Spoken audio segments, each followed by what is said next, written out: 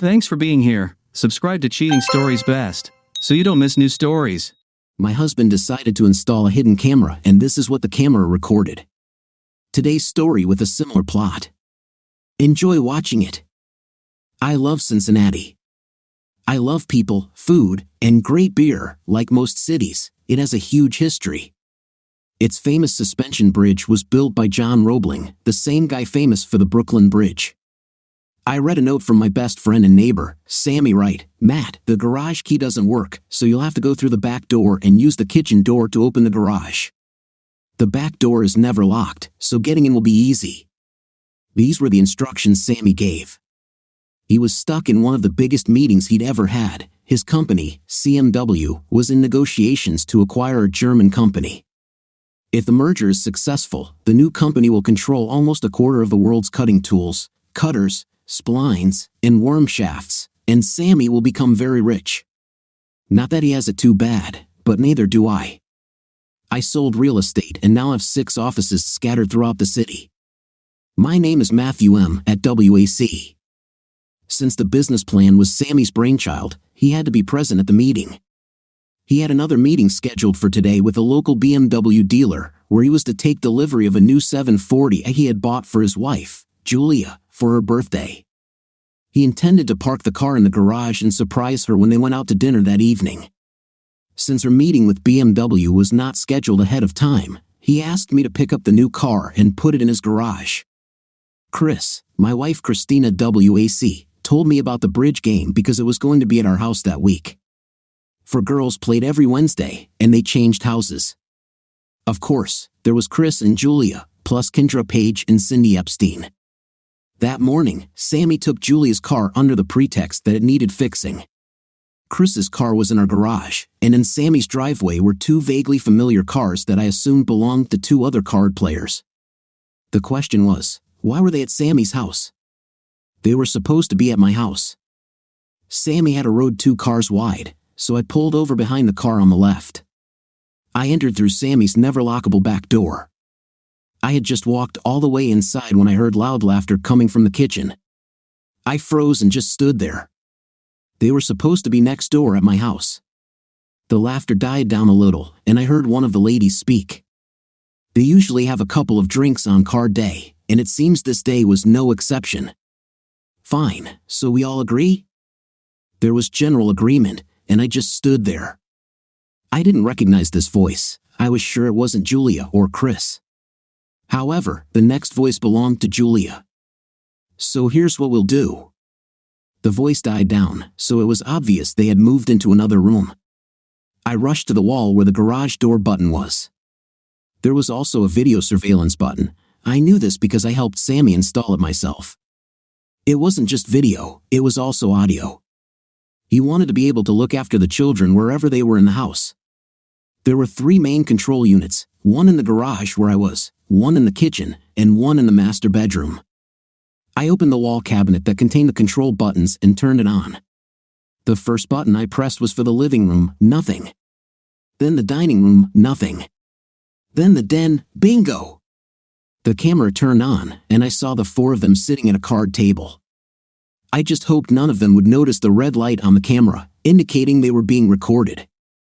I missed some of the conversation, but not much. Just like before, we drew cards to see who comes first, second, third, and last. Each of us must do something different to tempt him to sleep with us, and we can't offer him money. Everyone laughed.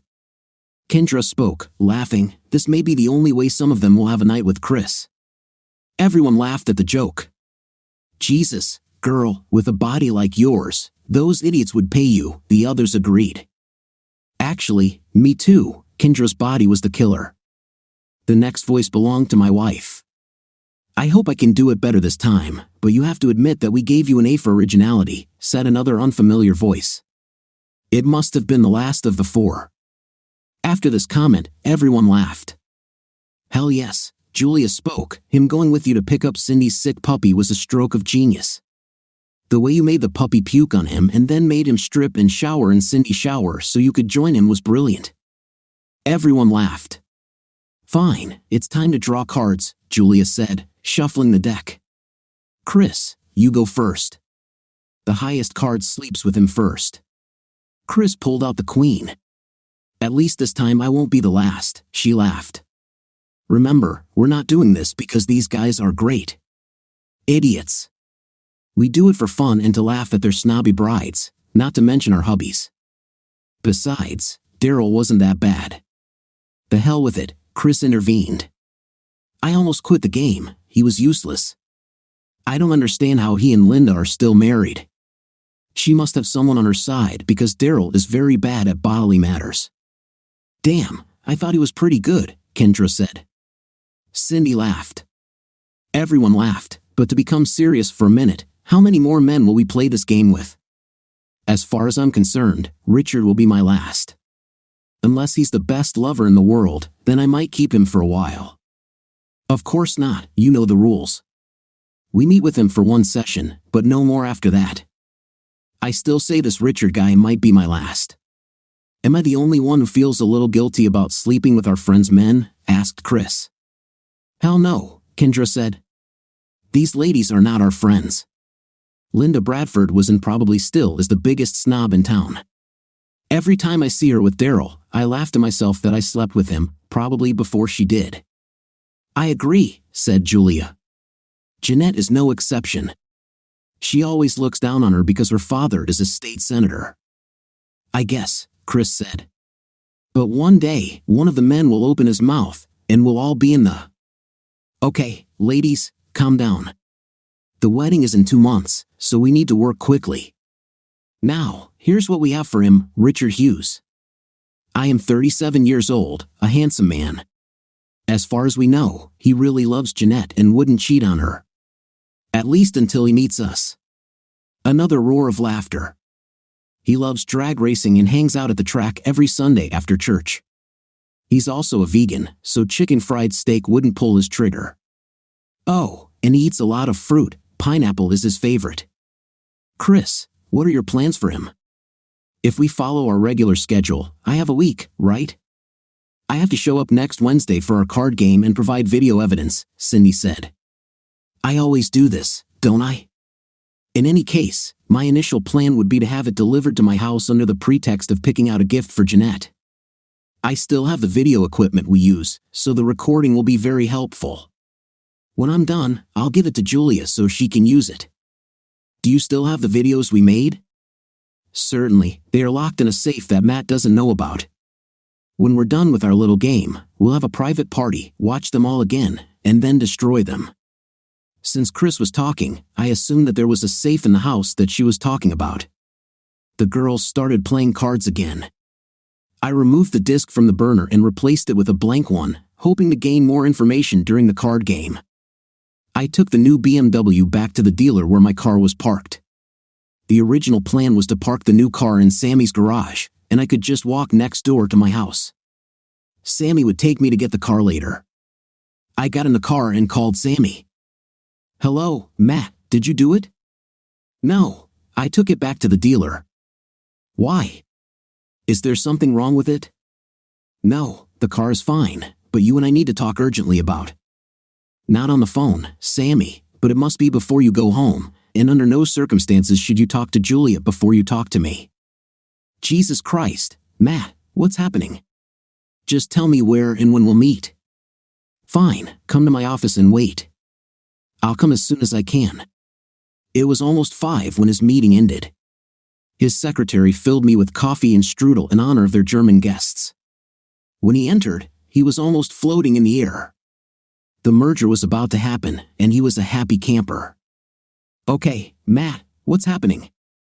I thought a lot about how I was going to present what I heard, but I came to the conclusion that the easiest way was to simply play the video. I handed it to him, and he inserted it into his computer. Just as he started playing, his cell phone rang.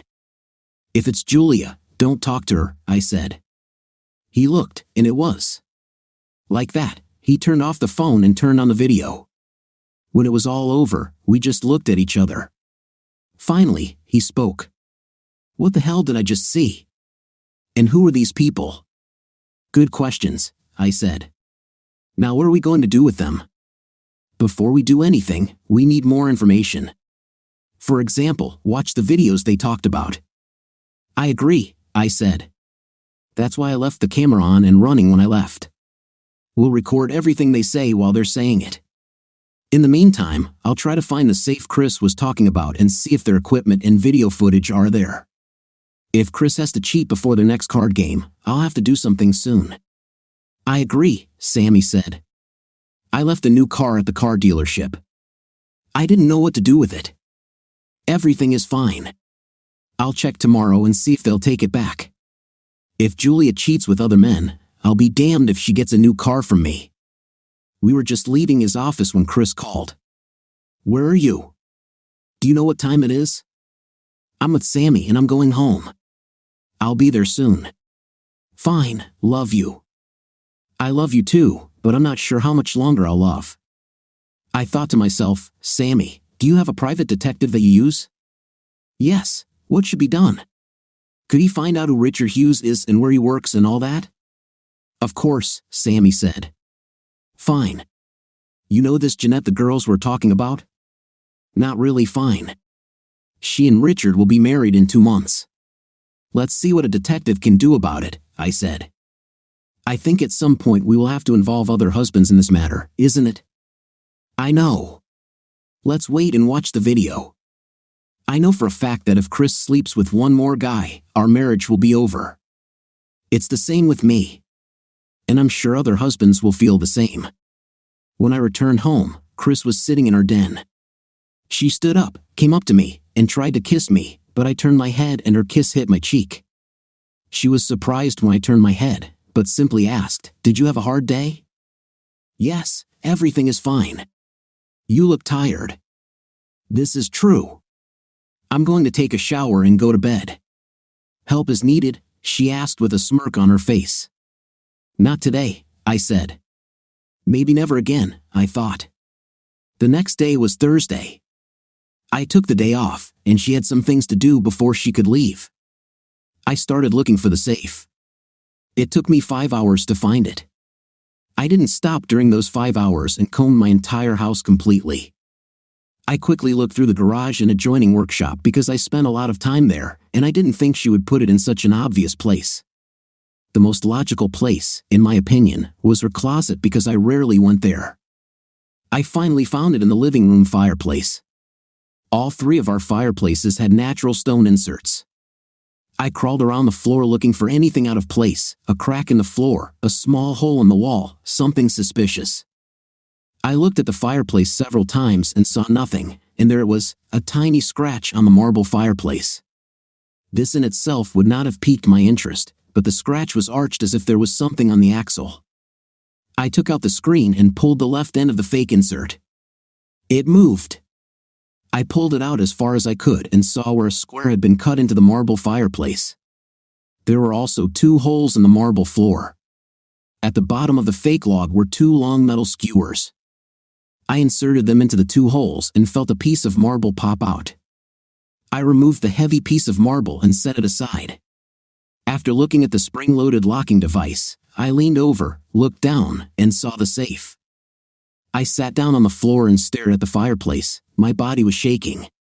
Anything she had that required a password or code was somehow derived from her birth date, so it wasn't too difficult to figure out the combination. The door opened on the 3rd try. The inside of the safe was about a foot square and about a foot deep. Inside was a small video camera with various wires and cables, as well as several videos. I was tempted to take them out but decided to wait until I knew I had more time. I closed and locked the safe and went to the refrigerator for a beer.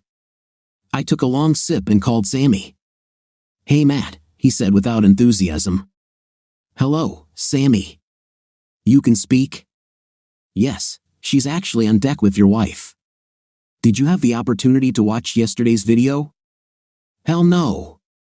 "Maybe tomorrow." "Fine." I found the safe that Chris installed. It contained several videos and a small camera. "Did you watch the videos?" I asked. "No, I knew she was not at home, but I was afraid that she would catch me. I didn't know she was at your house." "They're getting up, so she's probably getting ready to leave." We hung up. 5 minutes later, the garage door opened and she pulled inside, entering the house. She put down the bag she was carrying and tried to kiss me. I did the same thing as before. She wanted to say something but changed her mind. She started eating dinner. I barely ate anything, but she definitely had an appetite. Later in bed, she started pestering me, but I thanked her, rolled over, and then fell asleep. The next day was Friday. Chris left home at 9 o'clock. I followed her. Sammy called me as I followed her. His investigator had some news about Richard Hughes. He was a creature of habit, a bankruptcy lawyer whose office was right across the street from Sammy's house. He had never married, was Episcopal, always went to church every Sunday, had lunch every day in the same place at the same time, always came to work and left at the same time. He was engaged to Jeanette Faraday, and the wedding was 2 months away. The ceremony was to take place at St. Anthony's Episcopal Church, followed by a reception at the country club, a sit-down dinner for 200 people. We talked for a few more minutes, and I continued to follow Chris until she pulled into the public garage. I sat outside and watched her walk out of the garage, walk half a block, and turn into an office building. I knew where she was going, but I had no idea how long she was going to stay. I decided to go home and check the safe. I pulled out the videos. They were all marked Julia and Daryl, Kendra and David, Cindy and David, etc. All 4 women had videos of David and Daryl. Either they were just playing their game with these two, or they just started recording their dates with them. Of course, I was more interested in whether my own wife had actually cheated with another man or two, but there was another side of me that was interested in the other wives as well. Kendra had the perfect body. I've been wanting to see it for a long time, and it lived up to my expectations. Cindy always struck me as the quietest one in the group. I had a hard time believing that any of them could cheat, but out of all of them, I thought Cindy would be the least likely. I was very wrong. She was funny to watch. Then it was Chris's turn. I've put this off for too long. I've embedded a video labeled Chris and Daryl. Seeing her with someone else, I became convinced that I would never kiss her again. I stopped the video and called Sammy. Sammy, this was all recorded on video. Chris, Cindy, Kendra, and Julia. Each of them has 2 videos. Each one shows them cheating with some guys named Daryl and David. I'm going to make copies for each of us and our lawyers. I don't know about you or others, but I won't stay married to Chris after what I saw. Me too. But let's set up a meeting with the other 2 and see what they say. Fine, I'll arrange everything. Let's do it at my house, Sammy suggested. Julia will be with her parents tomorrow evening. The next day will be Saturday. Chris had until Wednesday afternoon to sleep with Richard Hughes. A week didn't seem like enough time to do this to anyone, but if anyone could do it, it would be Chris. We had a lot of blank discs, so I made copies for all 4 of us husbands and 4 more for our lawyers. I put the originals back in the safe. I packed some clothes, called my brother, and asked if he wanted to join me for the weekend. He lived on a lake not far from where I lived. It was close enough that I could keep an eye on Chris. I called her. "Hello, honey, where are you?" she asked. "On the way to Harold's. I'll spend a few days with him." I could almost hear her brain working, thinking this was the perfect time for me to leave. This way, it would be easier for her to sleep with Richard. "When will you be back?" "Not until Tuesday afternoon." I felt her sigh with relief. "Fine, have fun." One of 2 things had to happen. She was going to cheat on Sunday or Monday. My bet was on Monday. She would meet him in a restaurant, make him an offer he couldn't refuse, and take him to our home. Most likely, she made first contact with him when I followed her into the city center. She could have met him on Saturday, and of course on Sunday at the races, which he always attended. Meeting him on Monday wouldn't be that much of a stretch. I went to my brother's, and we drank beer. After the second one, I brought him and his wife up to date. I called the other 2 husbands and told them we had an appointment at Sammy's the next day. Their names were Jeff and Tommy, and they were married to Kendra and Cindy, respectively. When we got to Sammy's house, he brought each of us a beer. "Okay, Matt, this is your show." "Fine." First of all, Sammy and I only found out about this on Wednesday. We would like to ask all of us to keep what we know a secret until we actually have a plan to deal with it. We could all go off on our own, but I think it will have more impact if we do everything as a group. You're talking in circles, Matt. Give us a clue, said Kendra's husband, Jeff. Fine. All of our wives have cheated on us at least twice, and they have chosen their next target. Cindy would never cheat on me, Tommy said. I remember the video of Daryl. I picked up the video. All the evidence is here. I passed them around. How do you know? I told them. I ended with the words, apparently they pick some bride-to-be that they don't particularly like, and they all sleep with the potential groom, and they do it for the fun and the giggles. Now I know I'm going to divorce Chris, and Sammy is going to divorce Julia, but we don't know anything about you guys. This is still new to you, and you need time to digest it all. All we ask is that everything we do together.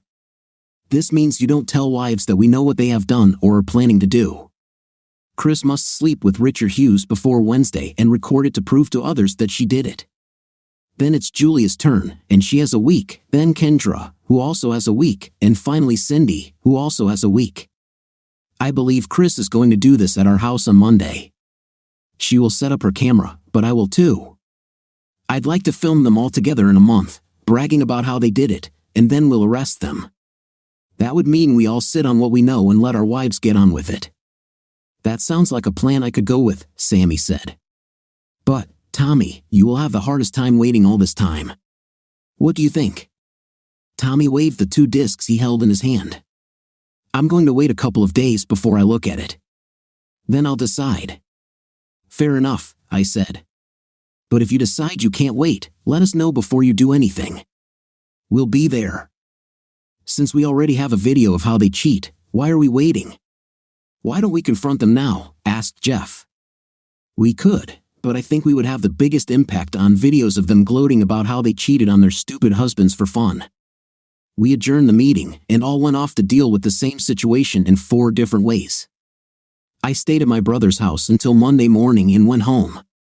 Chris wasn't there, so I looked in the safe to find the missing camera. I went into our bedroom and imagined the angle at which she was holding the camera. And so it was. I looked around to decide where to put the camera. I put it there. If I was right, she would have invited him there the same day. I tried not to let Julia see me because she and Sammy live next door. I went out and sat on the road, waiting. At 2 o'clock in the afternoon, 2 cars drove down my street. The first car belonged to Chris, and she opened the garage door. Then she motioned for the second car to come into the garage. He left, and she closed the door. I was home on Tuesday while she was taking a shower. I looked, and her camera had disappeared. Mine was still there, so I took it off. In bed, she tried to pester me, but I directly told her that I was not interested. Why isn't it interesting? She asked. Do you get it anywhere else? I looked at her. No, and you? She turned 10 shades of red, punched the pillow, and slammed her head against it. I waited about 10 seconds before asking, well. Are you getting it somewhere else? You, was her answer. Oh, you're allowed to ask, but I'm not. That's all I said. Screw you, I laughed. She jumped out of bed, grabbed the rumpled pillow, and left. Kendra and Jeff were supposed to be playing cards on Wednesday. Jeff had the same monitoring system as Sammy. He filmed in any room where there was movement, except bathrooms. After the game was over, Jeff took the video, and we all went to his house to watch it. It all started with Chris bursting into the room, waving the video in the air. She gave the video to Kendra, who inserted it into her car. We couldn't see it, but we certainly heard and saw the girls' reactions when it played. Julia had until next Wednesday to repeat everything, and she had already started working on it. She made an appointment as a client and planned to meet with him again the next day. Damn, I've had the hardest time, Chris said. I only had a week. Juliet is already working on it, then Kendra has even more time, and Cindy is the last one. It won't be hard for either of you to seduce him because, like most men, he's a hound. The problem will be that Jeanette will try to hold him back, which brings us to now. Chris said this was my last game. It was fun, but I just don't want our luck to run out. Besides, Matt hasn't touched me in a couple of weeks, and I'm worried. Maybe he gets it somewhere else. That's exactly what I asked him last night. What did he say? He said no. What about you? Oh. What did you say? Nothing. I went to bed in the guest room. This started the conversation about stopping. Chris talking to me made them all scared. Julia and Kendra wanted to stop immediately, but Cindy wanted to continue. Chris agreed with Julia and Kendra that the game should end immediately. Cindy reluctantly agreed. All four husbands decided to contact the same lawyer and not wait any longer. Tommy knew one of them and arranged for us all to meet him together. Chris tried several times to make amends, especially over the weekend, but nothing worked. Finally, on Monday, she asked me, "Why don't you want to have an intimate?" "Because you never answered my question." "What question?" "You asked me if I could get it anywhere else, and I said no." "I asked you the same thing, and you just said, 'You? I'm not going to,'" she said with a straight face. I think that was an honest answer because she hasn't gotten it anywhere else since she left the game, but I wasn't going to let her off the hook that easily. "When did you stop?" She just stared at me. "Of course, I won't get anything from you. Maybe I'll go somewhere else for this." "I'm sure this won't be the first time," I shouted after her as she ran out of the room. She stopped, turned, looked at me, cried, and left. I watched as she went next door to Sammy and Julia's house. The next week, we didn't say a single word to each other. The four of us met with Tommy's lawyer. He sat stunned as we told our story.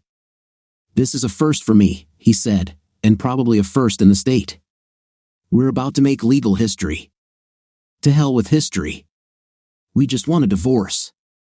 "Okay," he said. "Give me a few days to collect all the documents, and we will serve them all at the same time. Everything should be ready for their next card game on Wednesday." This is fine, we all agreed, and we all wanted to be there at the meeting. I learned that silence was the order of the day in the other three houses. Both Sammy and I caught snippets of conversation between Chris and Julia. They were both bothered by our silence and lack of passion. They admitted that ending their game was probably a good idea. It was the following Wednesday when the shit hit the fan. The girls gathered at Kendra and Jeff's house for their weekly game. They grabbed their drinks and took their places at the card table when four husbands entered, accompanied by a fifth man. "What are you guys doing here?" Chris stammered. "We all have gifts for our loving wives," Sammy said. "Mr. Davis, would you do us the honor, please?" "With pleasure," Mr. Davis said. "Mrs. Kendra Adams." "It's me," Kendra said, taking the envelope. "Don't open it until everyone has been given one." "Mr. Davis," said Mrs. Cindy Lawson. "I'm Mrs. Christine Wack." "It's me," said Mrs. Julia Wright. "Okay, now you can all open them and congratulate each other. You've all been served. Enjoy your card game, ladies." Kendra spoke first. "Jeff, what the hell does this all mean?" "It's about Daryl," he said, tossing her a video labeled Kendra and Daryl and David. He threw another video. "Do I need to say anything else?" All four of us were begging, sobbing, sounds, and crying as we walked out. I was sitting in the office, watching TV, when she came in and sat down in her chair. "How long have you known?" "Long enough." "Can we talk about this?" "No." "So, what's going on?" "You pack your shit and leave." "I won't do this until I talk to a lawyer." "Fine, talk to Richard Hughes. He is one of them. I mean the divorce lawyer. Don't forget to show him your videos in this." I threw her 2 more videos. "What is it?"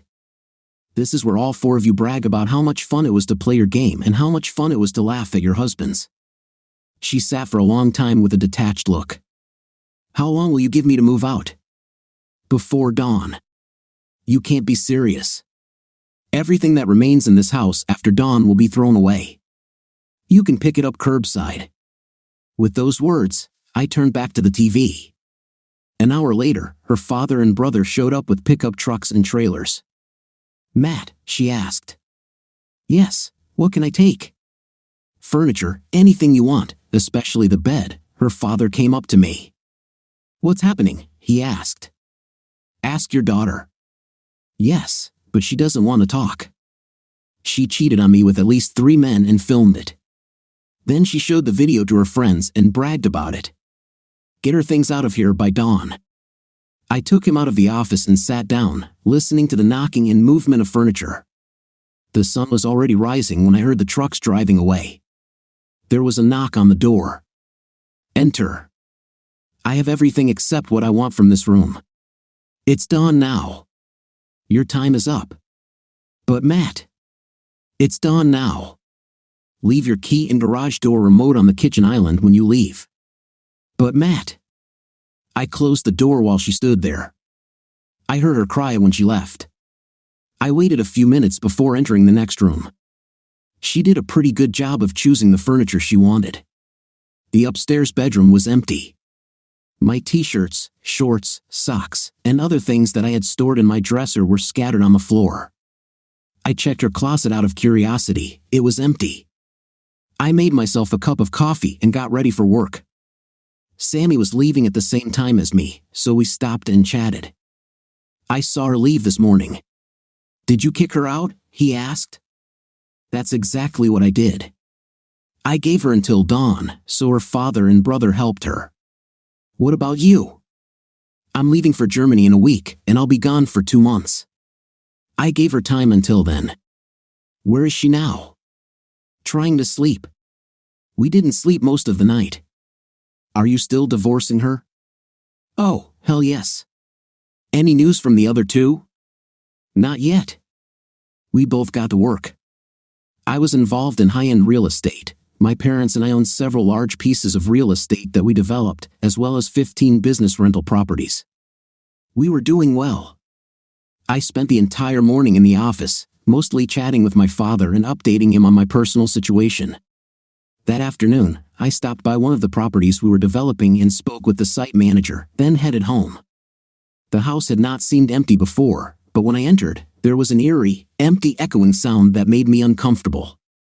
I turned on some music to reduce the echo. This helped a little. The next morning, I worked, but after lunch, I went to buy furniture. I couldn't leave my underwear in a pile on the floor. I knew I was a little out of touch with the cost of some household items, but the price of a set of sheets shocked the hell out of me. The furniture I chose wasn't the best quality, but it would do. They delivered my new items the next day. Everything was in place when I decided to check on the other husbands. Of course, I talked to Sammy, so I called Jeff Adams first. "Hello, Matt, how are you?" he said, answering. "Not so bad. I'm just wondering how you're doing." "Not bad. It's pretty quiet here." I chuckled. "And here, too. Is Kendra still there?" "No, and I don't know where she is. I haven't seen her since Wednesday." "Have you contacted her family?" "Hell no. Honestly, I don't care where she is. I was going to spend the weekend packing up her stuff and throwing it away." "What about you? Everything okay there?" "I kicked Chris out Wednesday night and haven't seen her." "Have you heard anything from the others?" "I talked to Sammy," I said. "Julia is still at their house. He's leaving for Germany in a few days and will be gone for a couple of months, so she'll stay in the house until he returns. I haven't heard anything from Tommy. I decided that I would call him sometime today." "Fine, let me know if you or any of you need anything." "I will do. Thank you." When I called Tommy, no one answered. I tried several times throughout the day, but my calls always went to voicemail. The rest of the weekend passed quietly. Monday morning, I saw Sammy and Julia driving away in her old car. She was driving and took him to the airport. I guessed it felt normal to see them together and surreal to remember what had happened over the past few weeks. When I returned home, the atmosphere was even more surreal. I took a beer to the back deck and was just starting to sit down when I heard noise coming from Sammy's house. I looked, and all 4 ladies from the bridge club were sitting on the deck, talking and drinking. I took my beer and returned to the house. I dialed Tommy's number again. He replied. She and Cindy tried to work things out, but to no avail. Looks like quiet little Cindy wanted to keep sleeping with other guys. Tommy didn't like the idea, so divorce was on the line for him too. I needed something to do, so I went to my office and started paying bills. I went to the bank's website and discovered that half of our money was gone, as was half of our investment portfolio. Damn this! I forgot about it. I had over a month to protect my finances, but I didn't. It was a costly mistake. I fussed and fidgeted until I went to bed at midnight. The Bridge Club ladies' cars were still parked in Sammy's driveway. The next morning, there were 3 husbands in our lawyer's office. Sammy was in Germany. I told the lawyer about the money, and he assured me that I would most likely get it all back. How? I asked. In the paperwork that all the wives received, there was a court order stipulating that none of you could spend any money other than normal living expenses without the court's consent. Today, she will be served and forced to return everything to its place until the court allows it. I breathed a huge sigh of relief. That evening, my phone rang. It was Chris. What do you want, Chris? What should I live on? I don't care. I'm still your wife. Only in name. You stopped being my wife when you started playing your little game. Matt, it was a mistake. I'm really sorry. You should have thought about it. Oh, I'm so sorry. And none of them were as good as you, honey. Let me come home and talk. No way in hell. You can continue to live with your parents. I won't stay with them. I'm staying with Julia. What are you doing? I'm staying with Julia. Does Sammy know? He's in Germany. Why should he care? I laughed out loud. Give me the money back, Chris, or I'll throw your 5th place in jail. I ended the conversation. The money was returned the next day. My life went on. Sometimes I would see Chris next door, working in the yard, washing his car, or just messing around. She never spoke, and neither did I. It's time for the first meeting. It didn't do her any good. The videos were her downfall, and she knew it. The best she could get was a little alimony and nothing more. Her lawyer fought everything he could, and my lawyer fought back. We won, and everything was settled. The rest were the same. Sammy returned home, and Julia and Chris were not home. He let her stay. He's a much nicer guy than me. We all had divorce hearings with the same judge on the same day. The newspapers caught wind of it, as did the television stations. The courtroom was crowded with journalists. It even became national news and was big news for a week. Several reporters dug deeper into the story and learned about the night games at the Bridge Club. This made the case even more scandalous, especially when 3 men were exposed. The logical conclusion was 3 more divorces and new news reports before their little intimate game was interrupted. None of the 4 wives needed a job, but divorces changed that. The alimony they received never allowed them to live anywhere near the way they lived before. Sammy and I lived next door, remained friends, and ate and drank together quite often. I even watched his house when he went to Germany for short trips. The other 2, Jeff and Tommy, eventually went off into their own little worlds, and we never saw them again. After about 6 months, I started meeting Julia more and more often at Sammy's. One autumn day, he invited me for a drink. Julia was there and seemed to feel at home. I treated her the way I always did. During one of his short trips to Germany, Julia rang my doorbell. "Come in," I said. "Could we chat for a few minutes?" "Certainly." "Have a seat." We sat in silence for a while before she began. "What we did was pretty stupid. You'll receive no objections from me. I don't even know how it started. It was something about women you didn't like." "Yes, but not really." "This doesn't make any sense," I said. "Matt, none of this makes sense. We ruined 4 marriages, mostly on a bet or an argument, and it all ended in the destruction of 7 marriages. As far as I remember, you are right. It was 7. God, how stupid." I let her sit and think. Actually, I think it was Ellie's idea originally. Ellie was Eleanor Swenson. She was their substitute bridge player when one of the regular players was not available. She was invited. She sat in Cindy's place and told us about one of the ladies at the country club who was nothing but an obnoxious, unintelligible. We all knew her, but we didn't really think as badly of her as Ellie did. Anyway, Ellie said that this lady, I don't even remember her name, was bragging about her new husband and how short she kept his leash. He couldn't even urinate without her permission. Anyway, Ellie said she thought it would be great to sleep with this new husband on a tight leash. So, she did. After she told us that story, I think Chris came up with the idea that we could do this with all the women we didn't like, only we would all have a man, be it a fiancé, a husband, or just a boyfriend.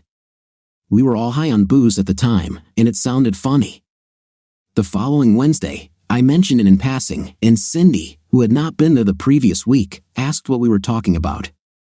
Kendra filled her in, and we all laughed. Then Kendra mentioned Linda Bradford, and it turns out we all disliked her and her big mouth. Cindy looked at Kendra and said, "I dare you. She's getting married in 3 months. I want to do this." I asked if she wanted something to drink. "Just water, please." I poured her a glass, and she took a sip before continuing. Kendra told Cindy that she would do it if Cindy agreed. Cindy then took a deep breath and said she would do it if we all did it. That's how it all started. Ellie never became part of the group and, in fact, never knew about it until the divorce. We never mentioned it when she played with us. "Holy, unintelligible," I said. "And all this is for a bet?" To her, "But you all seem to enjoy it." "Who doesn't like intimate?" she asked. "Do you still play cards with 4 players?" I asked. "Every Wednesday." We were stupid, but we were stupid together. We were friends before we were stupid, we were friends during our stupidity, and we are still friends. Only now we like to think that we are not so stupid, and the conversation goes differently. I laughed, really laughed for the first time in a long time. "Let me ask you a question," I said. "Shoot." "I'm guessing that since you all regret the day you started your little game, you're unhappy with what you did to your husbands. Are any of you glad you got divorced? Are you glad we got divorced? Maybe Cindy. Are any of you dating anyone?" She smiled. "I'm trying to negotiate with Sammy, as you know. At the moment, Kendra is not interested in dating. Cindy sleeps with everyone, and Chris. Chris is sitting at home, crying and looking at your wedding photos. She wants to talk to you, but she's afraid." "Afraid? Why?" "She thinks that if she doesn't talk to you, things will eventually calm down and you might like her again." Notice I said like. "She knows that you will never love her, but she would at least like to be friends. What if she talks to me? And if she talks to you, it will make you remember what she did, and you will hate her again. She knows, like the rest of us, that she screwed up. But the worst thing for her is that you saw, and she, like the rest of us, enjoyed the damn part. Well, you can tell her that I don't hate her. You can also tell her that we will never be friends, so she should move on with her life." We chatted for a few more minutes before she left. Not even a year had passed since my divorce. Sammy and Julia were divorced but lived together. They tried very hard to make their life together work. It helped that Sammy spent time in Germany, and Julia could look after the house. And of course, when he returned home, she always had a warm bed for him. One Saturday afternoon, Sammy, Julia, and I were grilling steaks on the back deck when we heard the front door ring. Julia went into the house and returned with Chris. "Hello," she said. "I was just passing by and decided to stop and say hello." Sammy and I just looked at each other. He shrugged as if to say, "I don't know anything." "Sammy, thanks, but I have to go," I said. "Goodbye, Julie." I didn't say anything to Chris. I stepped off the deck and headed home. "Matt," I kept walking. "Matt, damn it, talk to me." I continued walking until I felt her grab my arm. I stopped and turned to her. There were tears in her eyes. "I'm sorry." "You're welcome, Matt. I'm sorry I screwed up, and I regret it. Just forgive me and give me a chance to talk to you. What can you say that you haven't already said? Should I say that you apologize for the 1,000th time? Should I say that you were wrong for the 1,000th time, or that you regret it just as many times? The fact remains a fact. You thought so little about our marriage and about me that you thought it was normal. How can I forgive you for this? You forgave Julia. I had nothing to forgive her for. What she did or does remains between her and Sammy. She was his wife, not mine. I didn't care what she did then, or what she does now. Her behavior is none of my business, but you were my wife, my soulmate, my meaning in life, and you gave 3 other women the most precious thing that one person can give to another. What you promised was only mine. I can't forgive you for this. You'll never forgive me, will you? She asked sadly. No, and I'm not going to. I'm sorry. I'm really sorry. She turned and walked, sobbing, across the yard to her car. I'm going home. Sammy called me a few minutes later and told me my steak was ready. I returned, and the 3 of us enjoyed our meal. I saw Chris at Sammy's house almost every day when Sammy was gone. She never came but sat and watched. Sometimes it seemed to me that she wanted me to see her, and sometimes she didn't. One Sunday afternoon when Sammy was at home, I called him and asked him to come over. Julia was at home, otherwise, I would have gone there. I got 2 beers out of the refrigerator for us. Tell me, how did you do it? What did you do to forgive Julia? He took a long sip of beer and swallowed it. I was in Germany, was there for a week or so, had dinner with one of the board members, and we started talking about night. He and all of Europe look at intimate differently than we do. It's more casual. Married people having an intimate outside of marriage rarely causes divorce. A carelessness here or there doesn't seem to matter much. Essentially, he said that married couples should think before they divorce and decide whether they are happy with or without their spouse and go from there. I love Julia still. When I returned from my 2-month trip, I had almost forgotten what she had done and was glad to see her. It didn't last long because I remembered how much she liked cheating on me. I asked her to leave. Chris left too. When I had more trips and came home to an empty house, I began to think about what my German friend told me. On my next trip, I met a lady at a bar, and we had a night. When I got home that time, I called Julia, and we had dinner. A week later, we were already having an intimate. There was still something better about the British girl, and I can't say exactly what it was, but Julia was good. It dawned on me that besides intimate, I missed her. Her smile, her sense of humor, her very presence next to me made my life better. 3 weeks later, she returned. It's similar to how it was when we were married, and I found that I rarely thought about her with other men. What if she does it again? I asked. Yes, that's the rub, he said. I couldn't bear to have my heart broken again. I will probably then move to Germany and run my company from there. Maybe I'll get used to the European way of life. He simply said that Julia was good in bed. But I remember him telling the husbands that she was probably the worst of the 4 wives. Maybe his renewed love for her, and that's what she seemed to be, was compensating for something like a grade on the curve. Over the next 2 months, I thought long and hard about what Sammy said and even started calling Chris 3 times, but I just couldn't pull the trigger. One evening, Sammy, Julia, and I went out to dinner. I wanted to talk to both of them about this forgiveness they had.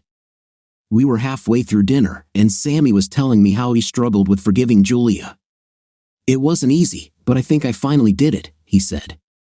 Julia leaned over and covered his hand with hers. And don't think that it was easy for me to forgive myself, she said. I'm still struggling with it. It was without a doubt the stupidest thing I've ever done. Both Sammy and I agreed with her. I excused myself and went to the toilet. When I returned, a man and woman were approaching our table. They held hands. I reached the table just in time to hear Chris's voice. Hello, Sammy, Julia. It was nice to meet you here. Hello, Chris.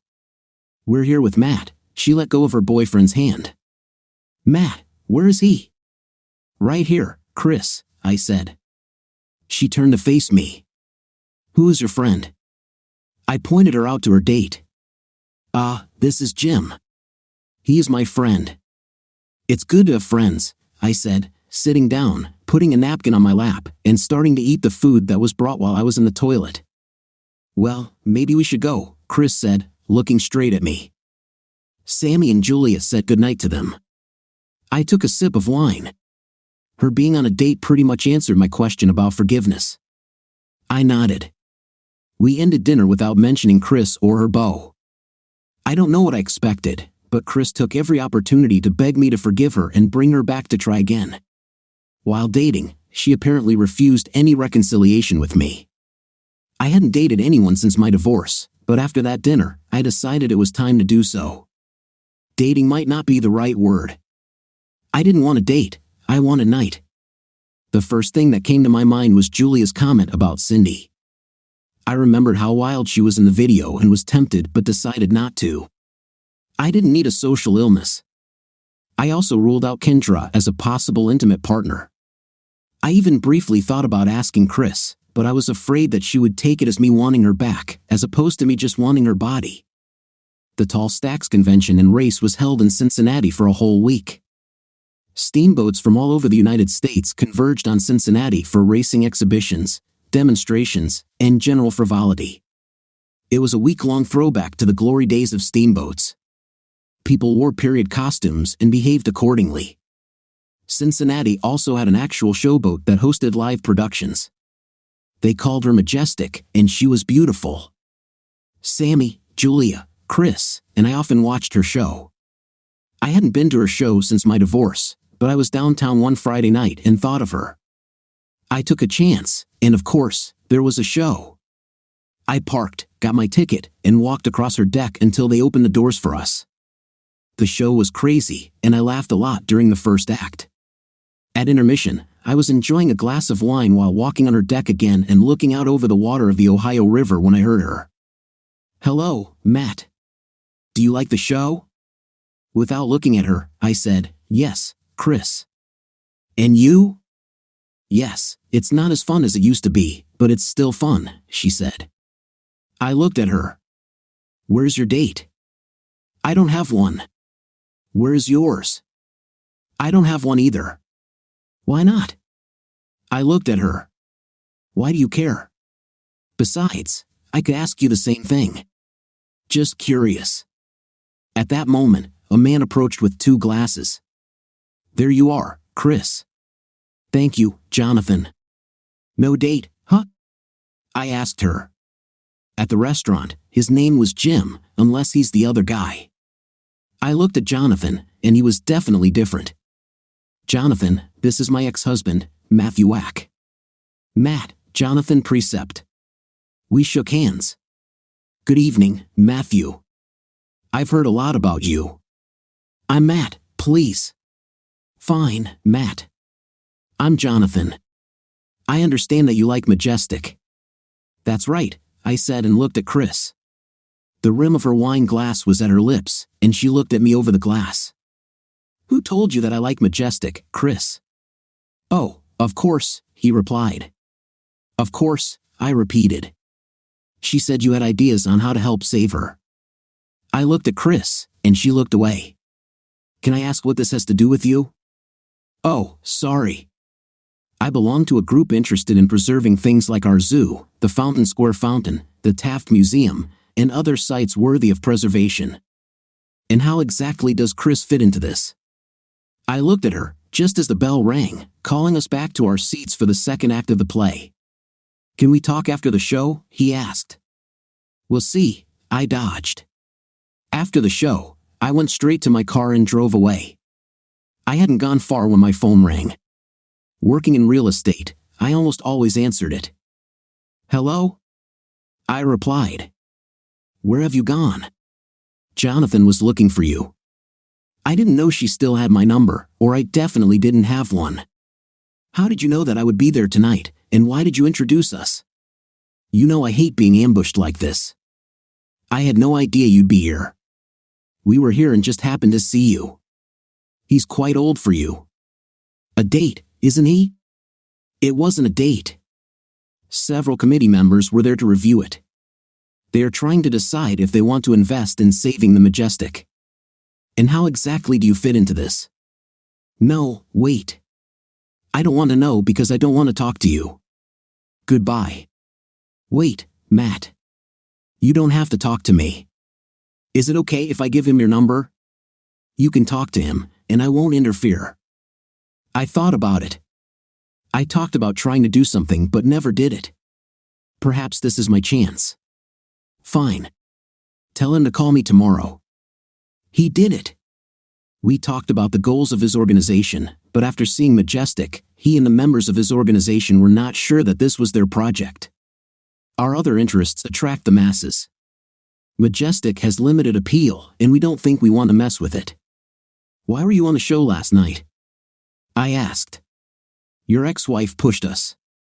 She told us how much you two, and apparently some friends, enjoyed being there. Then she went on and on about how you and your friend were always talking about getting some money together to repair the boat and upgrade it. She is very convincing when she wants to be. I remembered that she only had a week to sleep with Richard and how convincingly she must have said, I agree with you. How did you meet her? She's engaged to my son, Jim. Ah, now it's clear. Well, congratulations. There was a long pause, and I thought he had left, but no. Matt, can I be frank?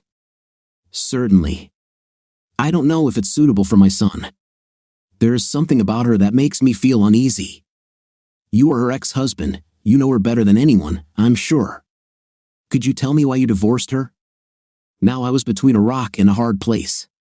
Should I tell him the truth, lie, or not answer? What if she changed and tried to live differently? Then my answer could ruin everything for her. And did I want that? Jonathan, the way she acted as my wife may have had something to do with what I did or didn't do in our relationship, and I hesitate to throw words around. I'm very sorry, but it would be dishonest of me to respond to you and possibly forestall your feelings for her. You speak like a true gentleman, and I respect that. Let me ask you one more question. In my business, which is trucking, I work with the Conservation Committee only as a hobby. When my company wants to hire a new driver, we are allowed to call their previous employer. We're limited in what we can ask and how, but the final question we usually ask is, would you hire this person again? I'll ask you the same question. If you had it to do over again and knew what your marriage was like, would you marry her? It's simple, hell no, was my immediate answer. I suspected not, he said. Jonathan, our divorce is a public matter. Why don't you or your son take a look at it and then call me? The next morning, he called me and asked if I could have lunch with him. I was there, and we met at a very nice steakhouse on Walnut Street, and his son Jim was with him. Jonathan waited while we ordered lunch. Well, we're certainly glad we checked the records, he asked. How much of what we read is actually true? I'm not sure what exactly was included in the records other than the documents and videos that I presented. Jim spoke. Were there actually videos of her with other men? Yes, there are 3 of them, I answered. And all the other wives were involved in this? They only had 2 people each. Chris was the only one who had 3. Jesus Christ, he said.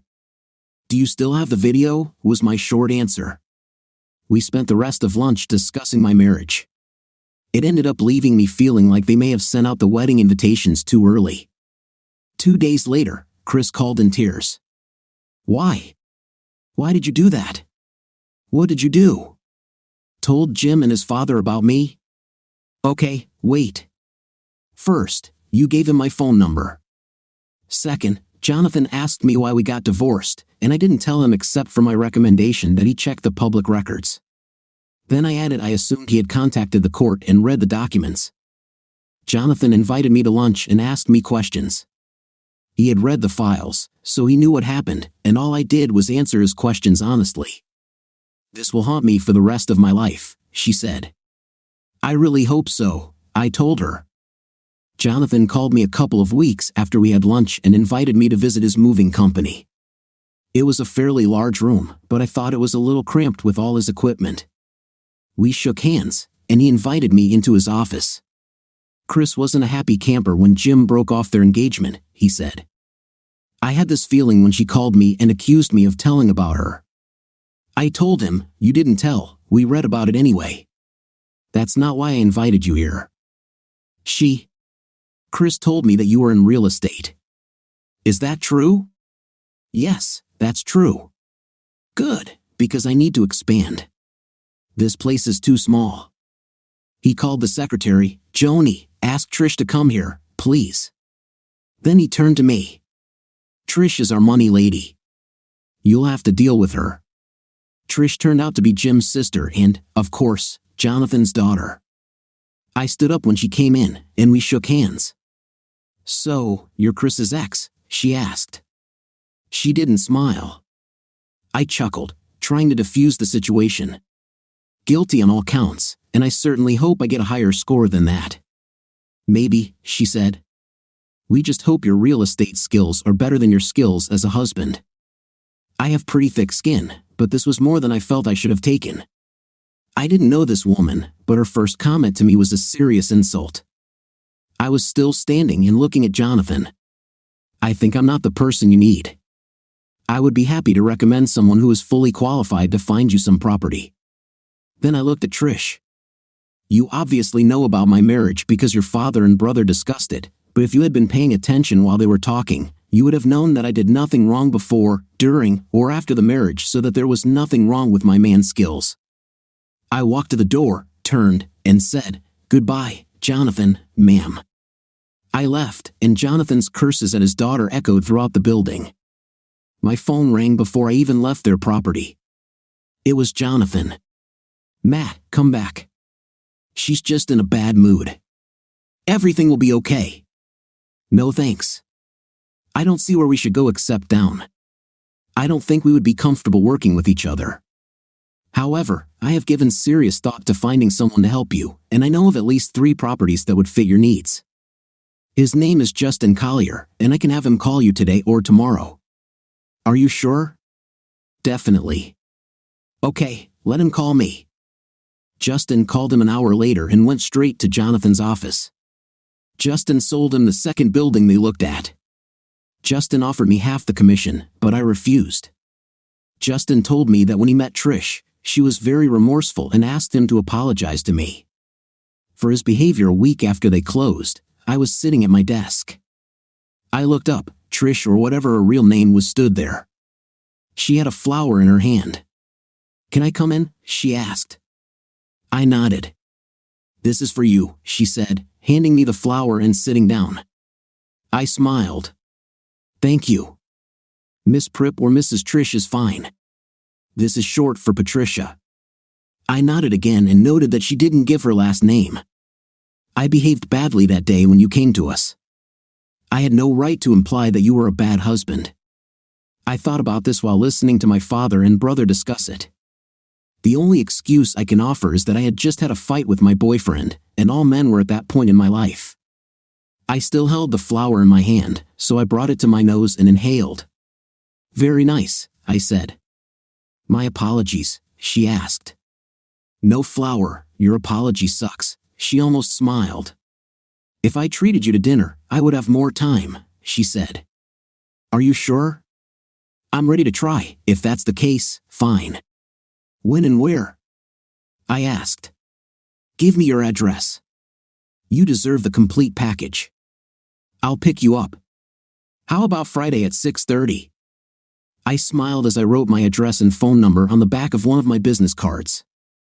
I was ready for the doorbell when it rang. I opened the door, and there she stood with an armful of flowers. "It seems like you liked smelling the first flower. This should make you happy for a while," she smiled. "And me too." I put them in my kitchen, took one out, and cut the stem short. She just looked at me. I inserted it into the breast pocket of my jacket. We went outside, and a limousine was waiting for us. I started laughing when I saw it and almost didn't stop all evening. The evening was one of the best of my life, and I had a feeling it was the same for her. Neither of us had any desire to eat our fill, but we enjoyed the wine and each other's company.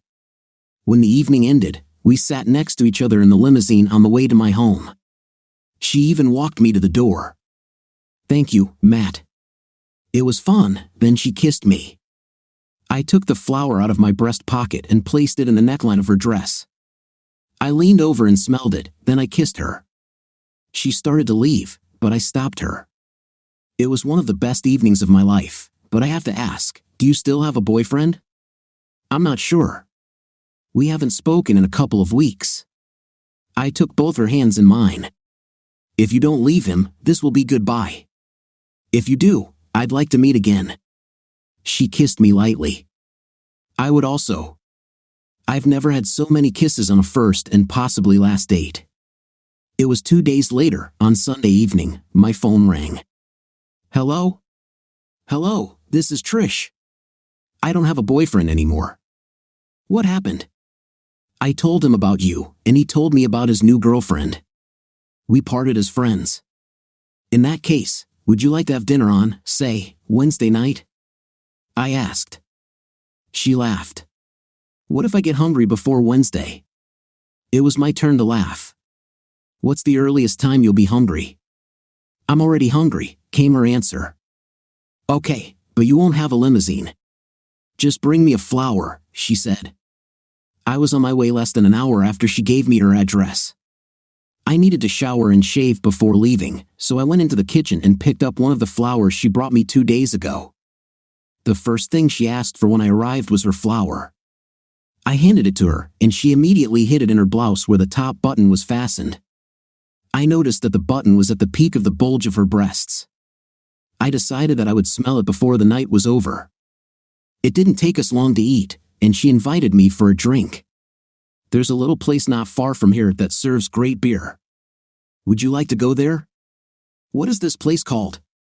The Chase Trish, she said. Not bad, I said. We laughed, drank, and even danced until 1 o'clock in the morning. I decided that it was time for me to go home. I had no intention of doing anything that would embarrass her at this early stage of our relationship. I walked her to the door, and we kissed. Then we kissed again. Then I leaned towards the flower and took a deep breath. I reached out and took the flower, being careful not to touch anything other than the flower. I took it in my hand, looked into her eyes, and kissed her again. I felt her shudder. I smiled, wished her good night, and went home. We had just started our second month of dating and were having dinner at a restaurant. Since Cincinnati, like every other city in the world, has some great restaurants, we went out at least 3 nights a week and every weekend, except the previous one. Our dining experiences had gone from Chili's in Cincinnati to Michelin-rated restaurants and everything in between. We were looking at each other more than we were eating when I heard a voice that sent shivers down my spine. You're an even bigger than I thought, said the voice. You made them get rid of me to get her. It's very sad, Matt. Oh, by the way, hi Trish. Go to hell, Chris, I said without turning around. You, Matt, she said in a broken voice and left. Soon after that, we went to my house. It was a Friday night and still early, so I called Sammy and Julia to see if they wanted to join us for drinks. They weren't dating.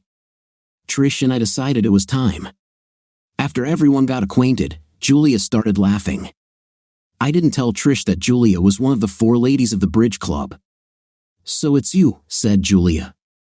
Who? Trish asked.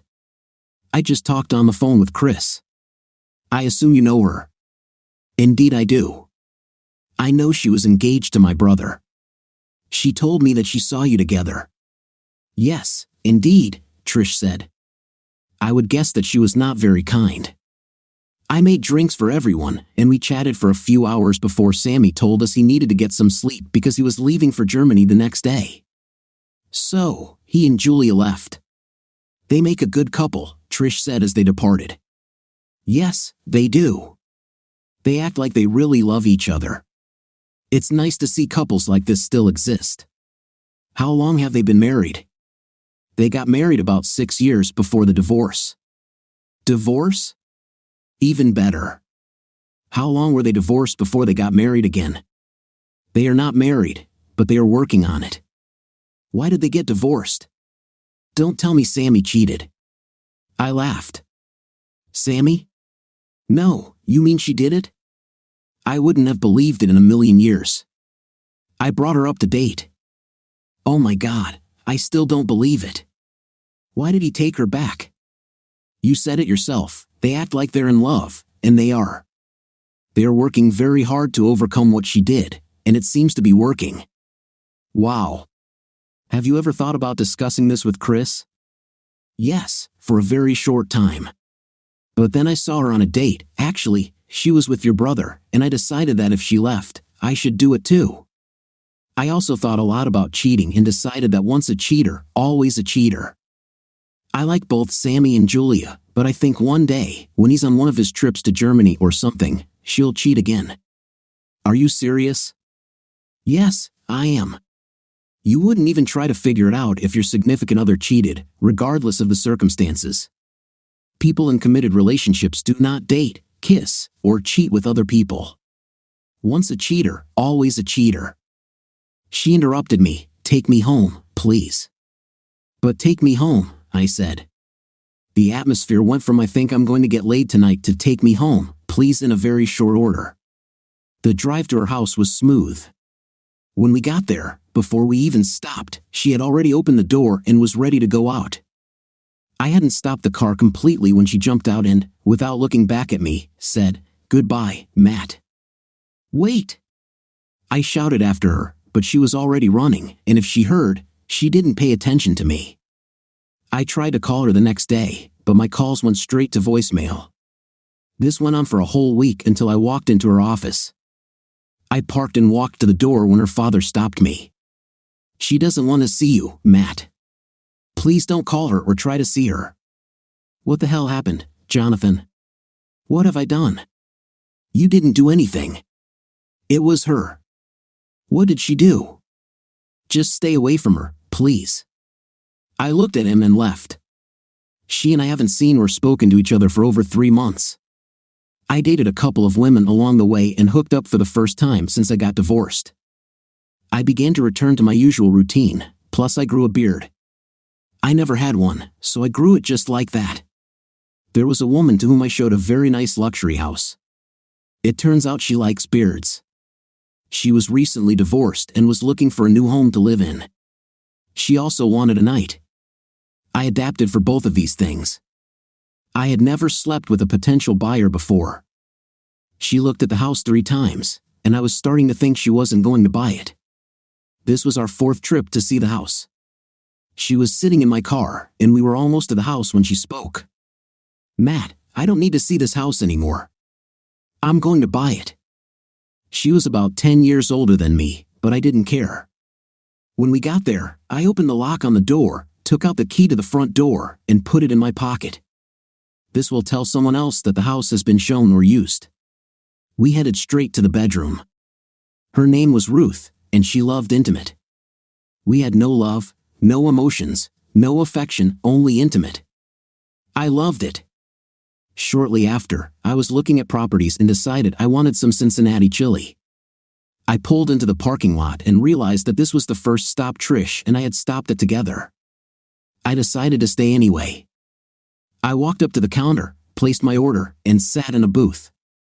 Before I could do that, my order arrived, and I started eating. I was eating, trying not to get the chili in my beard, when 2 women came in and, like me, had placed their orders and found an empty seat. One of them was Trish. She looked straight at me, and I started to say hello, but apparently, the beard confused her, and she didn't recognize me. They were sitting 3 booths away from me. I stood up and went to the soda machine to get a Coke. I then grabbed my chili and headed to the booth right behind them. They were talking and did not pay any attention to me. The woman who was with Trish spoke very excitedly. It was the most romantic thing. He got down on one knee with passion and proposed, holding the wrist ring out for me to see. "Look!" At this point, I assumed she had shown Trish her ring. Trish showed enough respect and said all the right things about how beautiful it was and how lucky she was, and other girly things. The food was brought to them, and they were already eating when another voice spoke again. "When is Howard going to ask you this question?" Trish was silent for a few seconds before answering, I don't know." "You're going to say yes, aren't you?" "I think so." "God, girl." I was head over heels in love when Jamie asked me. After that, I blew his brains out. They laughed. The problem is that Howard's brains are not the ones I want to blow out. "Come on, Trish. That other guy is history. You killed him when you slept with Howard." "Yes, I know. Let's talk about stupid things." I was dating Matt, and Howard was dating someone, so we broke up. Matt and I had only been on a few dates when Howard called. He wanted to talk, so I met with him. His girlfriend left him, and he was feeling depressed, so I was with him. It certainly wasn't the first time, but I knew it was a mistake when I did it. All this time, I was thinking about Matt and pretending that I liked making love to him. The entire time Howard was with me, I felt like I was cheating on Matt. When I returned home, I vomited. Damn it, Francie. He was the only one, and I cheated on him. We dated for a few more weeks, and I almost forgot about sleeping with Howard because I was really falling in love with Matt, and I felt like he was falling in love with me. Then I met his neighbors and heard their story. But what's worse is that I heard Matt's attitude towards cheaters. He made it abundantly clear that he hated them and would not stand for it. That's when I remembered Howard, and I felt nauseous again. I knew Matt would leave me if he found out, so I didn't give him the chance to leave me because I was out of his life. Come on, Trish. You weren't in a serious relationship. You didn't belong to him, so he can't blame you for that. There was a pause in their conversation. Have you talked to him at all? No, he came over a few months ago, and my father told him to stay away. And then, 2 months ago, Howard showed up again. At least you're having a night, Trish chuckled. If my last time was when I screwed up, Jesus, girl, you haven't had a physical relationship in months. Do you know you can go blind? They both laughed. The only one I want is Matt, but he was so adamant about cheaters that maybe I should give in to Howard. I'm really starting to need this. They talked for a few more minutes and left. I followed them. They walked over to Trish's car, and she got in. Francie leaned toward Trish's window. Why don't you call him? What would I say? The truth. You can't be any worse than you are now. I will think about it. Well, that was an interesting few minutes, I thought. I drove home and immediately went to the next house to talk to Sammy and Julia. Sammy wasn't home, so I lashed out at Julia. You really like this girl, don't you? She asked. I think so, yes. Things were going pretty well for us until she left. I haven't seen her until today. You never found out why she left? Until today, absolutely right. But you are thinking about forgiving her? Yes, but you haven't forgiven Chris. Chris was my wife when she cheated. There's a difference between getting married, cheating, and having an intimate with an old guy when you're dating a near stranger. Trish and I weren't in a serious relationship until today. I had no idea how deep her feelings for me were. I hesitated before speaking again. How are you and Sammy doing? She didn't hesitate. We have our difficulties, but I think we can handle it. We both know the saying once a cheater and so on, especially me. But we never mention it. I love Sammy, and I would be completely lost without him. Every day, I see in his eyes the pain I caused him, and my heart hurts, my soul cries, and I redouble my efforts to show him that he was right to forgive me. If you gave Chris a chance, she'd be the same, but now she has a new boyfriend, so she's moving on. Good for her. We were sitting, so I stood up and walked over to her. I took her by both hands and lifted her up. I'm glad it's working for you and Sammy, and I know you regret what you did. I see it every time I see you look at him. Either I'm not as strong as him, or I wasn't as in love with Chris as I thought. In any case, we will never know. I hugged her. Now I understand why he loves you so much. It's easy to forgive you. She hugged me, then kissed me on both cheeks, and I saw tears in her eyes. You cry a lot, don't you? I asked. She nodded. I'm crying because I was stupid. I'm crying because I hurt Sammy. I'm crying because I'm so lucky that he loves me. And I'm crying because I want you to be happy, whether it's with Trish or with someone else. I got out and headed to the next house. I knew what I wanted to do and started doing it. I took out my phone, but I didn't have time to call because it rang. I looked, and it was Trish. I took a deep breath and replied, Hello? Hello, Matt. This is Trish. Can we talk about what? How did you just walk away and leave me without telling me what I did wrong? Oh my God, you didn't do anything wrong. It was me. I did it. What did you do? Just not on the phone, please. I can come to your house, or you can come to mine. When? Now? I can do it in 2 hours at my house. Fine, in 2 hours. See you then. Thank you. I ran out and bought her flowers, then took a shower and shaved my beard. She knocked on my door exactly 2 hours after she called. I opened the door, and my heart started beating faster. Hello, Matt. Trish, come in. Can I get you something to drink? A strong drink, any kind of alcohol, she said. I poured a generous amount of bourbon into the glass and handed it to her. She enjoyed it. I knew why she was there and what I was going to do, but she seemed scared. I was very tense, which did not make things easier for her. Please sit down, I pointed to the sofa. She sat down, took a long sip of bourbon, and made a face. Then she did it again.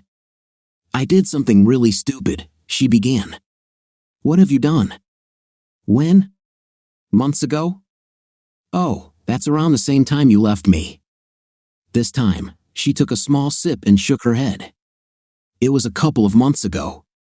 We just started dating. What did you do there? Oh my gosh, this is harder than I thought. She stood up. You and I have only met a few times. She stopped and took another sip. My ex-boyfriend wanted to see me. She stopped, put down the glass, and headed towards the door. Maybe I should do this another time. No, I said, grabbing her hand. You started it, now finish it. I'll hate me, she took a deep breath. I slept with my ex-boyfriend. So, I said. Now I'll leave. I know about this, and you won't go anywhere. At least for now. Wait, what? She said. You said I said you weren't going anywhere, she interrupted me. Not this, now. I was playing with her, I said. Oh, this. Yes, I knew about it. You knew? Why did you sleep with Howard? Yes, I knew. The fact that I knew she slept with him was a surprise, but the fact that I knew his name was a big shock. Her face turned pale, and her eyes became huge. How do you know? It doesn't matter. What matters is, are you ever going to do this again? No, God, no. When he asks you to marry him, what will you tell him? She just looked at me, knowing that she slept with him and knowing his name was huge, but knowing that he might propose to her was more than she could bear. She stood shaking her head in complete disbelief. I laughed internally and repeated my question. Well, what are you going to tell him? I'm going to tell him, he's not going to ask how did you know about this? I told you, it doesn't matter, I said. Fine, now you can leave. I walked her to the door, opened it, and pushed her out. I just stood there and waited. It took a little longer than I thought, but there was another knock on the door. I waited and let her knock a few more times. I opened the door. Oh, I thought you wanted to leave. No, I don't want to leave. I want to know how and when you found out about Howard. I took her hand and led her to the kitchen. Oh, no, I said. You made me wait several months before you confessed. I'm going to wait that long before I tell you. Does this mean that in a few months you will want me around? She looked into my eyes. There were tears in her eyes. I took the flower and handed it to her. The stem was wet, but she didn't pay attention to it. I raised my head and kissed her. Would you like to be here in a few months? I asked. Months? Years? A lifetime? Wherever you are, there I will be, if you let me. We kissed. I took her hand and led her to my bedroom. Do it as if you love it. I had never heard that expression, but it seemed appropriate, and I did it because I loved it. We spent the rest of that evening and all night as if we were in love with each other. The next morning, we got up early and showered together. She didn't have a toothbrush, so she used mine. I have never allowed anyone to use my toothbrush. My master bath had 2 sinks. I was with one, and she was with the other. I smiled when she started brushing her teeth. I just watched when she was combing her hair. It was interesting to watch. We both had to work that day, and she had to go home to change and do her makeup. Are you free at lunchtime? I asked, opening the car door for her. She took the flowers I gave her the day before. She brought them to her nose and inhaled before looking at me with a wide smile. Absolutely. At what time? 11:30. I'll pick you up. She nodded and kissed me. I watched her drive away and didn't notice that Julia was standing next to me. So, everything seems to be all right between you two, she laughed. I hugged her. If your husband weren't looking, I would kiss you, I told her. She laughed again. Kiss me anyway. I did it on both cheeks. This was 5 years ago. Trish and I have been married for 4 of those years, and I have never been happier. And neither has Trish. Sammy and Julia got married 4 months after us. They are our best friends. No one seems to know or care where Chris is. I give Trish flowers at least once a week, and neither of us gets tired of smelling them, no matter where they are on her or my body. What do you think of our story today? I think the husband is right because he wanted to make sure his wife was faithful. What do you think? Write in the comments. See you in the next video.